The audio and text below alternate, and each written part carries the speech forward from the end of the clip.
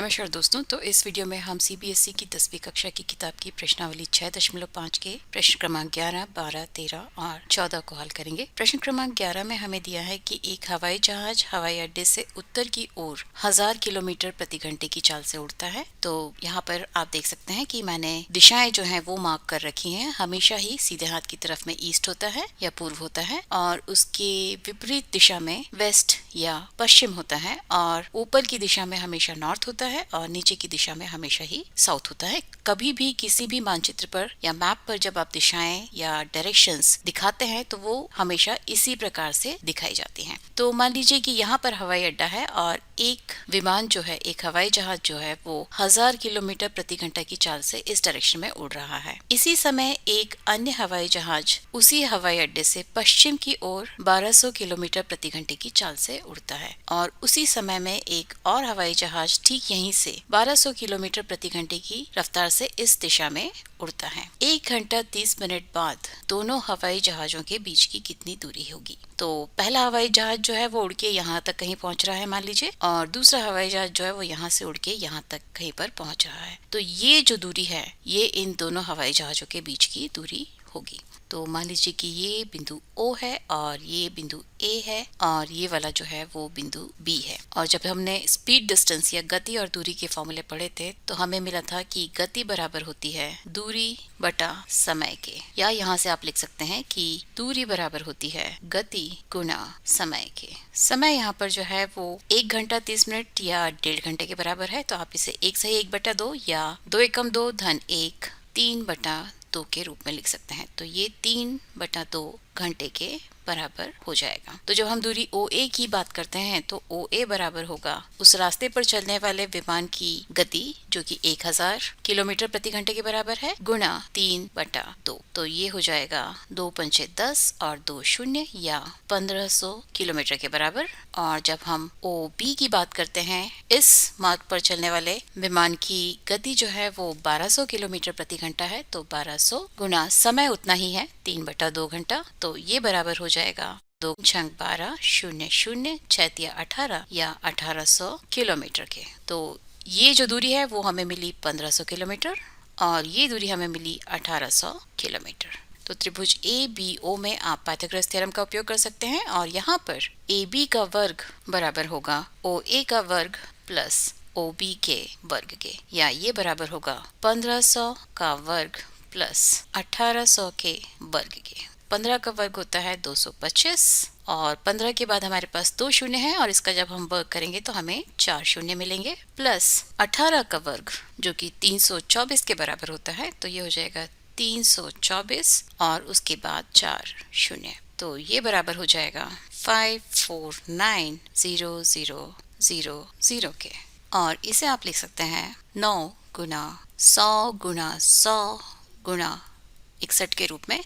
तो AB का वर्ग जो है वो इसके बराबर है, तो AB बराबर हो जाएगा 9 का वर्गमूल 3 के बराबर होता है, तो 3 गुना 100 स्क्वायर रूट ऑफ 61 या 300 रूट 61 किलोमीटर के। ठीक है, तो इसका पूरे का वर्गमूल निकालना थोड़ा मुश्किल हो जाएगा, तो आप क्या कर सकते हैं, इसको इसके गुणनखंडों के रूप में लिख सकते हैं। यहाँ पर 4 शून्य है तो इसे आप 100 गुना 100 के रूप में लिख सकते हैं, और ये संख्या 9 से विभाजित होती है और 9 का वर्गमूल 3 होता है, तो आप इसे 9 गुना 9 छंग 54 और 9 एकम 9 9 गुना 61 के रूप में लिख सकते हैं।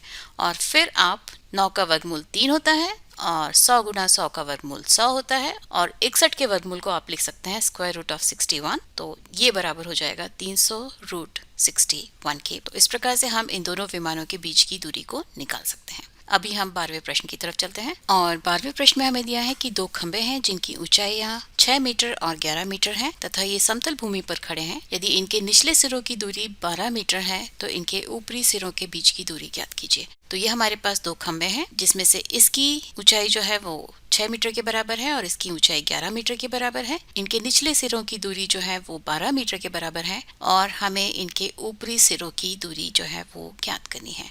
तो उसके लिए हम क्या करेंगे, हम इस बिंदु से यहाँ पर एक लंब खींचेंगे और इस तरह से ये एक समकोण त्रिभुज जो है वो पूरा करेंगे। यहाँ पर खंबे AB की ऊंचाई जो है वो टोटल 6 मीटर के बराबर है, और खंबे DC की ऊंचाई जो है वो कुल मिला के 11 मीटर के बराबर है और बिंदु A से DC पर खींचा गया लंब जो है वो DC को बिंदु E पर जाकर मिलता है, तो ये एक समकोण होगा और ये भी एक समकोण होगा। और चूंकि दोनों खंबे जमीन के साथ ऊर्ध्वाधर खड़े होंगे तो ये दोनों भी समकोण होगा और ये भी समकोण होगा। तो DE की लंबाई जो है वो 11 माइनस 6 या 5 मीटर के बराबर होगी। और चूंकि ये सब समकोण है मतलब कि ABCE ये जो है वो एक आयत होगा और चूंकि इनके निचले सिरों के बीच की दूरी 12 मीटर के बराबर है मतलब कि आयत ABCE के BC के सामने वाली भुजा AE जो है उसकी लंबाई भी 12 मीटर के बराबर होगी। त्रिभुज DAE एक समकोण त्रिभुज है और इसलिए हम इस पर पाइथागोरस थ्योरम का उपयोग कर सकते हैं। तो यहाँ पर AD का वर्ग जो है वो बराबर होगा AE का वर्ग प्लस DE के वर्ग के। AE 12 के बराबर है तो 12 का वर्ग प्लस DE जो है वो 5 के बराबर है तो 5 का वर्ग। तो ये बराबर हो जाएगा 144 प्लस 25 या 169 के।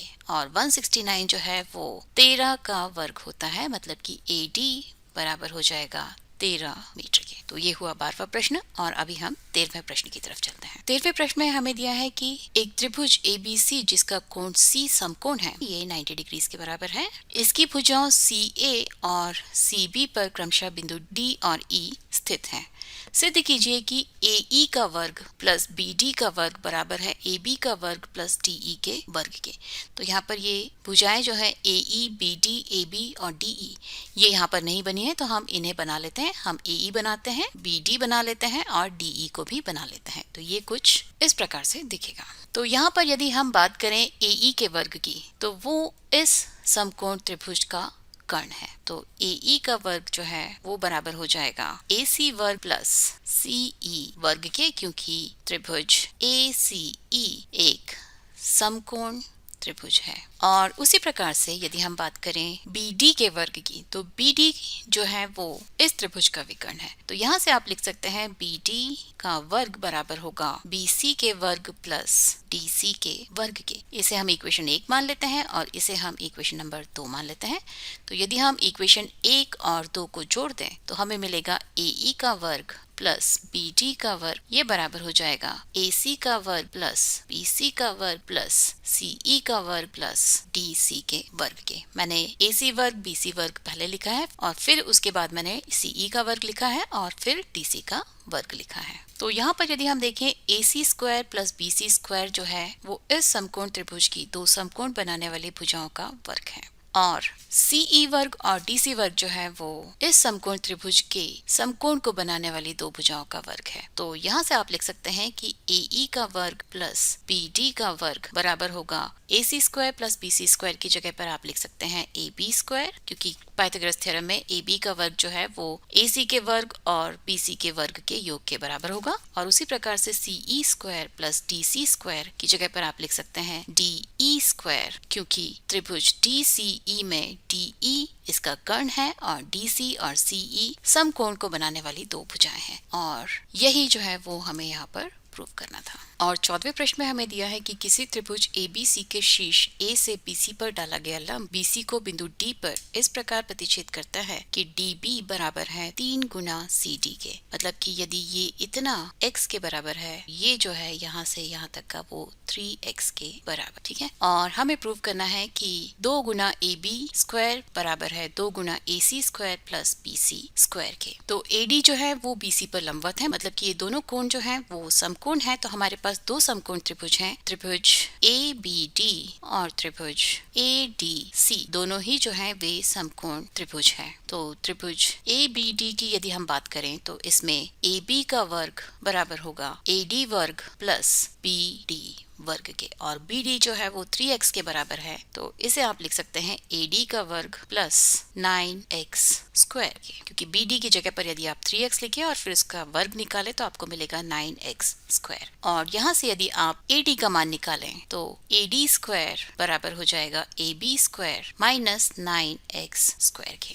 ठीक है। और यदि हम बात करें त्रिभुज ADC की, तो त्रिभुज ADC में तो ये त्रिभुज भी जो है वो समकोण त्रिभुज है और इसमें AC स्क्वायर बराबर हो जाएगा AD square plus DC square के, या आप लिख सकते हैं कि AC स्क्वायर बराबर होगा AD square plus X square के, क्योंकि DC की जगह पर यदि आप X लिखें तो ये X स्क्वायर के बराबर हो जाएगा। या यहाँ से आप लिख सकते हैं कि AD स्क्वायर का मान जो है वो बराबर होगा AC square minus X square के। ठीक है, तो मान लीजिए कि ये इक्वेशन 1 है और ये इक्वेशन 2 है, तो इन दोनों में ही लेफ्ट हैंड साइड बराबर है, मतलब कि इनका राइट हैंड साइड भी बराबर होगा। या आप लिख सकते हैं कि AB square minus 9X square बराबर हो जाएगा AC square minus X square के। या आप लिख सकते हैं AB स्क्वायर बराबर होगा AC square minus X square plus 9X square के। या आप लिख सकते हैं AB स्क्वायर बराबर होगा AC square plus 8X square के। ठीक है, यहाँ पर हमें जो प्रूव करना है वो 2AB 2AC और BC के फॉर्म में है, तो हम 2AB और 2AC लाने की कोशिश करेंगे तो हम इस पूरे समीकरण को 2 से मल्टीप्लाई कर सकते हैं। तो ये बराबर हो जाएगा 2AB स्क्वायर बराबर होगा 2AC स्क्वायर प्लस 8 दूनी 16X स्क्वायर के। या आप इसे लिख सकते हैं 2AB स्क्वायर बराबर होगा 2AC स्क्वायर प्लस 4 चौक 16 होता है तो 4X होल स्क्वायर के। और यदि आप इस पूरे BC की लंबाई की बात करें तो ये 4X के बराबर है। 3X प्लस X 4X के बराबर हो जाएगा, तो यहाँ से आप लिख सकते हैं कि 2AB स्क्वायर बराबर है 2AC square plus BC square के। और यही जो है वो आपको यहाँ पर प्रूव करना था। तो इस वीडियो के लिए सिर्फ इतना ही, और अगले वीडियो में हम इस प्रश्नावली के बाकी के बचे हुए प्रश्नों को हल करेंगे। तो उसके लिए आप मैथ स्मार्ट हिंदी को देखते रहिए, उसे सब्सक्राइब भी कीजिए और नोटिफिकेशन बेल बजाना मत भूलिए, क्योंकि तभी आपको पता चलेगा कि मेरा अगला वीडियो कब आने वाला है। तब तक के लिए नमस्कार।